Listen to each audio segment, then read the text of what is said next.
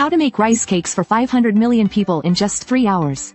The old man gripped with both hands, and the purple medicinal rice cake was done. But even at this fast speed, Chef Yuda, the king of cuisine, at most, can only make 100,000 rice cakes in 2 hours. In the face of the astronomical figure of 500 million, it seems insignificant, but they have no choice but to do it. Because there are 500 million people in the world who have been poisoned by the disastrous rain. If they can't make the antidote, these people will die. Just when Komatsu was at a loss, Grandma Setsuno, a national treasure-level chef, rushed over. But Yuda said, just the 3 of them still aren't enough to make 500 million rice cakes. Those people will still die. Komatsu said, what if we add them in as well? Ranked 15th among the world's chefs, Ganryu. Ranked 17th, Leb Yala. Then came the 4th-ranked chef in the world, Darmat Chichi Kane. Ranked 22nd, the owner of the Japanese tavern Guts. Ranked 31st, the owner of the small bar, Mama Icicle. At the most critical moment for humanity, world-renowned chefs rushed in one after another to offer their strength. Seeing that everyone had arrived, Chef King Yuda began teaching the antidote-making method. The old man gently pinched with both hands, and a crystal-clear medicinal rice cake was complete. It looked so simple. Komatsu felt extremely confident, but Yuda told Komatsu, the process of making medicinal rice cakes is extremely complex. It requires perfect color rice balance, and involves steps like pounding and steaming the rice. Even the slightest mistake will lead to failure. It's a specially treated ingredient. Ordinary chefs can't handle it. Only these top-tier chefs here can make it, but even so, within 2 hours, they can only produce 50 million antidotes for the poisonous rain. Which means, the remaining 450 million people without the antidote will be poisoned to death. Komatsu was shocked. He couldn't accept such terrible news. What's even more terrifying is what the man in black told them. Time was already running out. If they didn't start now, even those 50 million couldn't be saved. Komatsu was unwilling to accept that. He couldn't just watch 450 million people die. But the man in black warned Komatsu. This was no time for jokes. Every second counted. Every minute lost meant tens of thousands more would die. Right now, the 50 million doses of antidote had to be given to the elite to ensure the continuation of high-quality human genes. Hearing this, Komatsu screamed. Are the ordinary people just supposed to be left to die? Can't we simplify a new method of production so that even regular chefs can make it? That way, millions of chefs could make 500 million antidotes within just 2 hours. He then pleaded with everyone for 15 minutes, then quickly corrected himself to 10 minutes. He begged with all his might to be given a chance. Within that time, he was confident he could develop a medicinal rice cake that regular chefs could make. Seeing Komatsu's unwavering determination, everyone knew he was serious. They acknowledged his culinary skills and decided to give him a chance. Komatsu immediately began researching the medicinal rice cake recipe. He first rinsed the purple rice in a basin. Now only 9 minutes remained. He had to race against time. Those exposed to the poisonous rain were already showing symptoms. Master Zonkai, who was exposed earliest, was already gravely ill and close to death. At that moment, the chefs outside the window began to murmur. Chef Yuda believed giving Komatsu 10 minutes meant millions of people would die, especially since the process of making medicinal rice cakes was so complex. It's simply impossible to simplify. But Leb behind him couldn't stay silent anymore. He told him not to underestimate Komatsu. Miss Ganryu, who had interacted with Komatsu, also spoke up for him, because just a few days ago, Komatsu had just learned food honor, and was already thinking of letting ordinary people taste soap bubble fruit. He even used 1 million tomatoes for his experiments, and successfully chopped and plated them. This was something even top-tier chef Ganryu never imagined, and thought was impossible, but Komatsu did it anyway. So he firmly believed Komatsu would succeed again. But even so, many chefs still disagreed. Time flew by quickly. The agreed time only had 10 seconds left. The staff from Igo had already given up hope, and started to walk away.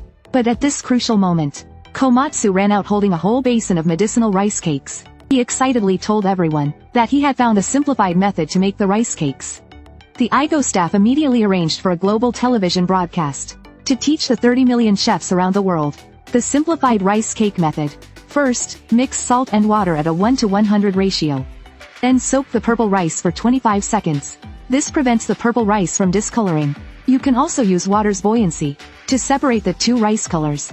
This way, the selection of purple rice is done with ease. Then Komatsu pounded the selected rice and added various seasonings for flavor.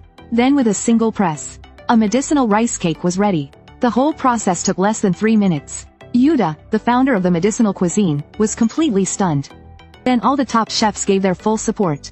The fourth-ranked culinary group Doramas provided Komatsu with 50,000 chefs. The blue chef group sent 20,000 more, followed by 40,000 from Chef King Yuta, 8,000 from Mama Icicle, and Leb even summoned 30,000 underground chefs. With them and the tens of millions of chefs worldwide, 500 million rice cakes could be made in just 2 hours.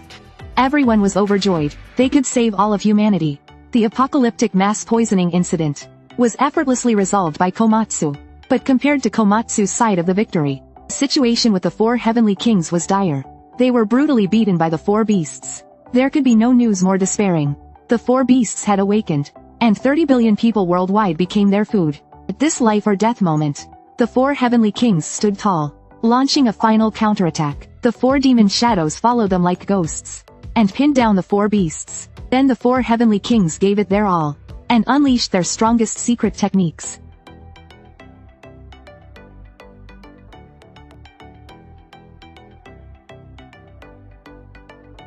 Sonic waves, electric blasts, thunder and lightning. The 4 ultimate skills combined, like the power of falling stars, strong enough to destroy everything. But in the next second, something jaw-dropping happened. The 4 beasts actually bit apart. The heavily reinforced flying fork, 6 arms, like divine hammers, descended from the sky, and smashed the 4 heavenly kings like ants. The horrifying scene was broadcast live via satellite. If the 4 heavenly kings lost, only death awaited them. Would humanity really just wait to be wiped out? At this point, the 4 heavenly kings were badly injured, collapsed on the ground, their gourmet energy completely depleted. A green toxin spread through their bodies. Death seemed inevitable, and what was more hopeless was that the 4 heavenly kings were starving. At the brink of death, a light bulb went off in Toriko's mind. He recalled what Ichiryu once said. Whenever the 4 beasts were injured, a strange substance would be secreted in their bodies, making their meat incredibly delicious. This information was like a refreshing spring breeze, instantly reigniting the survival instincts of the 4 gluttons. The ferocious and brutal 4 beasts had now transformed in their eyes into mouth-watering giant roasts. Driven by their hunger, the 4 of them miraculously stood back up, determined to feast on this delicious giant meat roast. As the group prepared to defy all odds, the 4 beasts opened their mouths and unleashed a devastating energy blast, intending to wipe out these annoying flies completely. Fortunately, Sabre used sonic waves to help everyone cleverly dodge the attack. He whispered that now, the only way to defeat the 4 beasts was to use the secret technique passed down by Ichiryu. But none of them had ever succeeded in performing it, because it required all 4 to be perfectly synchronized, minds as one. At this critical moment, the 4 beasts wouldn't just stand by. Right in the nick of time, a white bolt of lightning struck the 4 beasts, interrupting their spell charge. Battle Wolf, Queen Snake, and Emperor Crow arrived just in time, buying time for the Heavenly King's team technique. They would take over the fight. Battle Wolf charged in bravely, and bit off one of the 4 beasts' arms. Emperor Crow spun at high speed, and pierced through its body. Queen Snake slithered forward and tightly coiled, then snapped the beast's thigh. Faced with the offspring of the 8 kings, the 4 beasts shuddered in fear, recalling the terror once ruled by the 8 kings. But that was the complete 8 kings. What stood before them were just the cubs. They paid them no real mind. Fueled by vengeance, the 4 beasts regrew their limbs. Vines sprouted wildly from their backs. They descended like demonic gods. With terrifying might, 10,000 years of hatred would end here and now. The 4 beasts lunged toward Battle Wolf, but he dodged in a flash with lightning speed. Seeing this, the 4 beasts immediately grew countless more tentacles from one arm, and quickly captured Battle Wolf, slamming him violently to the ground. Then the 4 beasts unleashed 10,000 years of hatred in a frenzied assault. Seeing Battle Wolf on the brink of death, Emperor Crow rushed in to help, but the 4 beasts opened their mouths and unleashed countless vines. Emperor Crow also lost the ability to fight. Queen Snake tried to launch a sneak attack, but was pinned down by the 4 beasts' foot, and as Queen Snake screamed in pain, the beast struck her again. Their final fighting strength had crumbled. In this moment of crisis, the 4 heavenly kings rose to the occasion, their hearts aligned as one, their will united, swearing to devour this delicious giant roast. Are you ready? Because we're about to eat you now. But the 4 beasts' reply was only a gaping black hole-like mouth. The 4 beasts, said to have devoured 30 billion humans, had now become a dish on the table, turned into a delicacy for the 4 heavenly kings. Inside a dark room, the table was filled with gourmet dishes. An elegant chandelier lit up everything. The 4 beasts lay at the center of the table. 4 well-dressed gourmet demons were about to enjoy the 4 beasts' feast. At this moment, the 4 heavenly kings' will was stronger than ever. Their monstrous appetites combined into one. Through this collision, they gave birth to the appetite demon, Gourmet Devourer. The next moment, the Gourmet Devourer opened its giant mouth, as if swallowing the stars and galaxies in one bite. Its appetite seemed to fill a bottomless void. It dove into the 4 beasts' body, and began eating madly. The 4 beasts showed a look of fear, realizing they might actually die at this rate. They quickly expelled the devourer from their body. But the satisfied devourer had already grown chubbier. It leapt back toward the 4 beasts again, continuing to gnaw away inside their body. The 4 beasts, full of energy like a burger, only made the devourer stronger. It grew even larger once more. But the 4 beasts weren't afraid, because they could regenerate lost limbs. However, unexpectedly, the devourer went on a rampage inside them, growing and expanding non-stop. In no time at all, the inside of the 4 beasts was riddled with holes, even with terrifying regeneration abilities. But in the end, they couldn't defy the law of energy conservation. All the energy they consumed from humans was depleted. With no new energy supply, the 4 beasts began to shrink, and ultimately met their demise. At that moment in the sky, the poisonous rain caused by the 4 beasts ceased. Sunlight shone on everyone's faces. Though their homes were destroyed, people showed joy at having survived the disaster. And there was even better news. The people who had been eaten were actually preserved within the 4 beasts' body fat, and were still alive. At that moment, the fat began to boil. Countless tiny dots danced on the surface of the fat. Then it suddenly burst open. Countless humans once eaten by the 4 beasts rained down from the sky, to keep them from falling to their deaths. Sani quickly deployed his hairnet to catch them safely. At that moment, the fat in the sky also fell, instantly becoming a delicious mountain of meat. It looked soft, bouncy, and glossy. Toriko couldn't resist drooling. Because of the battle with the 4 beasts, the earth had been left in ruins. Countless homes were destroyed. To boost morale for rebuilding the disaster zones, Toriko decided to distribute the 4 beasts' meat to everyone. The massive meat mountain weighed tens of thousands of tons. Igo deployed dozens of cargo planes and hundreds of trucks to distribute the food to chefs around the world, so they could mass-produce delicious dishes and serve them to the global population. Even national treasure-level chefs took part in the cooking. She casually cracked a 10-yolk egg and stirred it quickly, then coated it with a thin layer of flour, heated up the oil, and poured in a special tech-enhanced sauce. Thousands of ready-to-eat rice dishes were done. The gourmet preparation was in full swing. Billions of people lined up in the square, just like a night market, with grilled steak and curry. There were even buns stuffed with 4 beasts' meat. Everything you could imagine was there. This was a 180-meter-long luxury car. Each compartment was about 3 meters long. Inside were all kinds of rare delicacies. If the bros rode in a car like this, they'd turn heads for sure. You could start eating wherever you went. However, inside the car, Komatsu wasn't proud at all. He was actually extremely nervous, because the once every 5 years gourmet festival was about to begin. At that time, the top 100 chefs in the world would all be competing, thanks to his creation of the medicinal rice cake, which saved humanity. Komatsu's fame soared, and he squeezed into 88th place in the rankings. Meeting big names usually only seen on TV made Komatsu incredibly nervous. Just then, Toriko spoke up. "Don't worry. You're definitely no worse than any of them. That's something I can guarantee."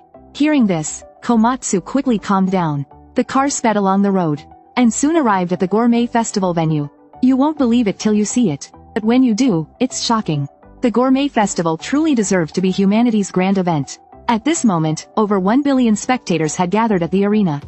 The stands were packed to the brim, so dense that one bomb could take out millions. The festival brought together the top 100 chefs in the world, and 29 billion people watched it live on TV. To witness this feast, it was expected to boost the economy by $500 trillion. The winner would not only gain fame and status, but also unimaginable wealth. At that moment, all the chefs were in position. The first to appear was the previous champion, the legendary master chef, Old Man Zaus. The second to appear was the 6th-ranked dessert prince, Linglong. He threw a flirty glance, making the entire crowd of women swoon. Half of them probably got pregnant.